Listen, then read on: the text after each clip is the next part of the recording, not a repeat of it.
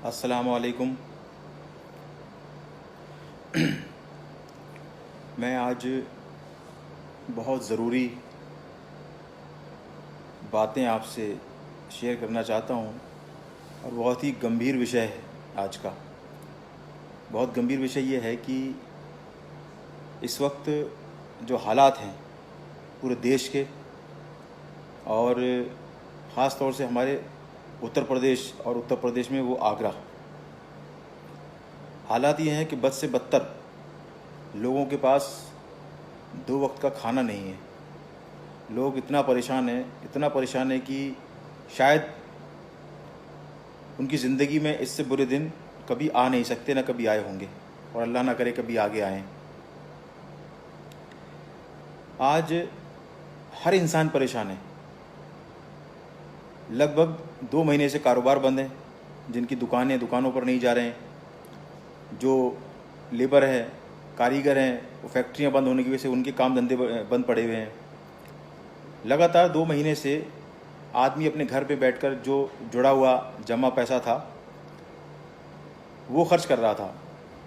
हालात ये हो गए हैं कि 2 महीने में जितना भी लोगों पर जुड़ा था वो सब पैसा खर्च हो गया खाने और पीने में।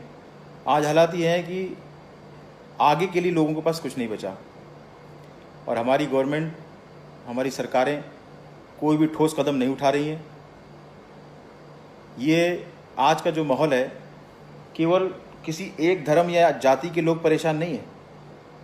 आज मैं अपनी बात जो आपके सामने रख रहा हूँ वो ये कहना चाहता हूँ मैं कि ये माहौल जो है, ये जो परेशानियाँ हैं, हिंदू भाई हमारे, मुस्लिम भाई, सिख भाई, ईसाई भाई, चाहे हमारे दलित भाई हों, बैकवर्ड हों, कोई भी हो, हर व्यक्ति जो इंसान है वो ये परेशानी देख रहा है और वो सफ़र कर रहा है, इस परेशानी से दो चार हो रहा है। तो आज की तारीख में मैं ये कहना चाहता हूँ आप लोगों से कि भारत सरकार हो चाहे उत्तर प्रदेश की सरकार हो, हम जितने भी लोग हैं जो परेशान हाल हैं, हमारे भाई और सभी धर्मों के, सभी जातियों के, सभी समाज के, मैं ये कहना चाहता हूँ कि आपस में हम लोग एक होकर, एक ऐसा ही हमारा मसला है जो हमारे बच्चे स्कूल नहीं जा रहे हैं क्योंकि कोविड-19 का जो कहर पूरी दुनिया पर है, उस वजह से पिछले 2 महीने से स्कूल बंद हैं। तो स्कूल बंद होने की वजह से हमारे बच्चे स्कूल नहीं जा पाए, लेकिन स्कूल की फ़ीस की तलवार हमारे बच्चों के सरों पर लटकती रहती है क्योंकि बार बार स्कूल की तरफ से फ़ीस जमा करने के लिए मैसेज आ रहे हैं। तो जिनके पास 2 वक्त खाने को नहीं है, जो परेशान हाल हैं, चाहे वो हिंदू भाई हों, चाहे मुस्लिम भाई हों, चाहे सिख भाई हों, चाहे ईसाई भाई हों, किसी भी धर्म जाति के लोग हों, हर जाति हर धर्म का इंसान परेशान है। स्कूल की फ़ीस कहाँ से लाए? खाने के लिए जिसके पास रोटी नहीं है वो स्कूल की फ़ीस कहाँ से जमा करेगा? बिजली का बिल, 3 महीने से दुकानें बंद हैं लोगों की, जो दुकानदार हैं, जो लेबर क्लास हैं, वो कामों पर नहीं जा रहे हैं, वो बेचारे 3 महीने का ये जो बंद हुआ है लॉकडाउन की वजह से, वो बिजली का बिल कहाँ से जमा करेगा? मैं आप लोगों से कहना चाहता हूँ कि जिस तरह से हमारे देश के प्रधानमंत्री मोदी जी ने अभी ये घोषणा की थी 20 लाख करोड़ की, तो 20 लाख करोड़ में 90,000 करोड़ रुपए ये घोषणा की थी इन्होंने कि 90,000 करोड़ रुपए बिजली कंपनियों को दिया जाएगा। तो जब मोदी जी ने ये घोषणा की है कि 90,000 करोड़ रुपए बिजली कंपनियों को दिया जाएगा, तो ये बिजली कंपनियां फिर आम जनता का जो परेशान हाल है, जो भूखों मर रही है, ये बिल माफ़ क्यों नहीं कर रहे हैं? वो आखिर 90,000 करोड़ रुपए किस खाते में माननीय मोदी जी ने भेजा है, किस खाते में गया है वो? इसका जवाब कोई नहीं दे पा रहा है। इसका मतलब यह है कि जो 90,000 करोड़ रुपए है वो अनिल अंबानी की कंपनी है, रिलायंस पावर, अडानी पावर, जितने भी ये पावर है प्राइवेट लिमिटेड कंपनियां जो मोदी जी की सगी संबंधी हैं पुरानी, ये 90,000 करोड़ रुपए लॉकडाउन के वजह से एक बहाना मिल गया उनको लाभ पहुंचाने का। तो मोदी जी ने इनडायरेक्टली 90,000 करोड़ रुपए उनको दे दिए और ये कहकर दिए कि मैं बिजली कंपनियों को इसलिए देना चाहता हूं कि वो आम लोगों को हेल्प करें, मदद करें। यानी कि 90,000 करोड़ रुपए जब बिजली कंपनियों को दे दिए गए सरकार की तरफ से, तो ये हमसे, हमारे गरीब भाइयों से क्यों बिजली का बिल टोरेंट पावर मांगती है? तो मैं ये कहना चाहता हूं कि ये वक्त आपस में इत्तेफाक रखने का है, भाईचारा बढ़ाने का है, चाहे हमारे हिंदू भाइयों, चाहे मुस्लिम भाइयों, चाहे सिख भाइयों, चाहे ईसाई भाइयों, सब एक होकर एक प्लेटफॉर्म पर आकर ये कहें। और मेरे साथ मैंने इस मुद्दे को उठाया है क्योंकि मैं जान रहा हूँ ज़मीनी स्तर पे क्या पोजीशन है गरीब इंसान की, जिसके पास खाने को नहीं है, वो बच्चों की फ़ीस कहाँ से जमा करेगा, वो बिजली का बिल कहाँ से देगा। तो आपसी भेदभाव बुलाकर हिंदू, मुस्लिम, सिख, ईसाई सब एक जगह खड़े होकर के हम सरकार के सामने, माननीय योगी जी के सामने, आगरा हमारा प्रशासन के जो हमारे डीएम है आगरा के, उनको हम ज्ञापन देते हैं और अपनी बात पूरी तरीके से जिम्मेदारी के साथ रखेंगे और ये कहेंगे कि ये गरीब मजदूर बेचारे जो 2 महीने से किस तरह से अपना गुजर बसर कर रहे हैं, ये बिजली का बिल कहाँ से देंगे। कमाई के नाम पर एक पैसा इन्होंने नहीं कमाया, उल्टा जो जुड़ा हुआ पैसा था सालों से वो इन 2 महीनों में बैठ करके इन गरीब लोगों ने खा लिया। तो बच्चों की फ़ीस कहाँ से जमा करेंगे।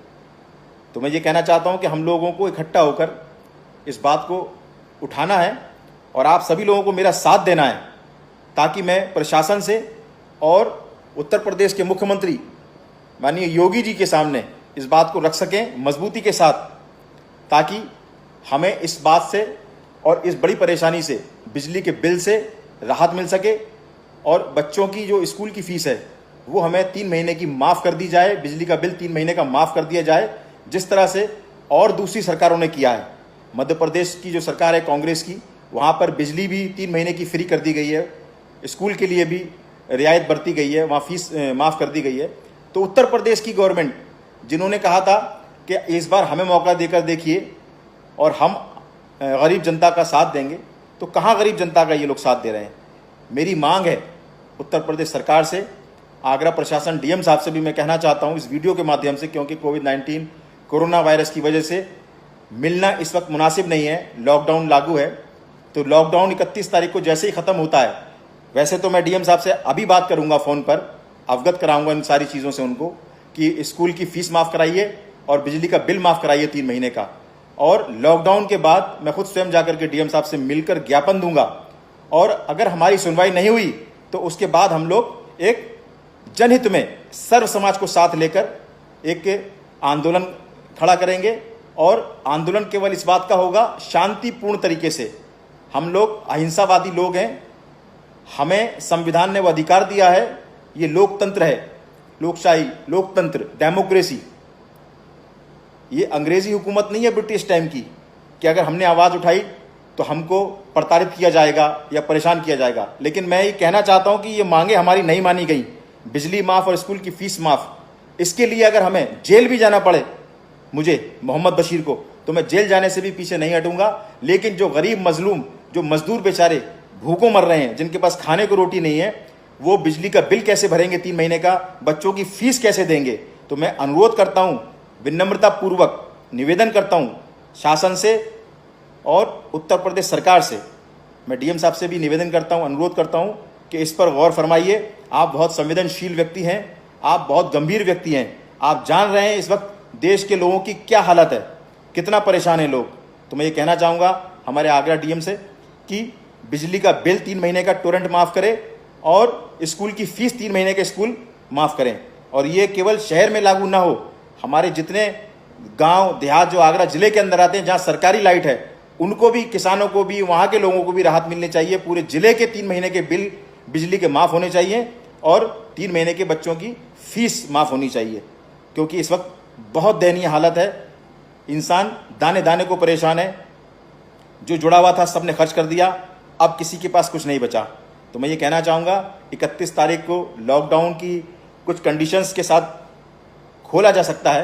तो मैं आप सभी लोगों से अनुरोध करूंगा कि जब तक लॉकडाउन है तो लॉकडाउन का पालन करें, उसको फॉलो करें और सोशल डिस्टेंसिंग बनाए रखें, दूरी बनाए रखें।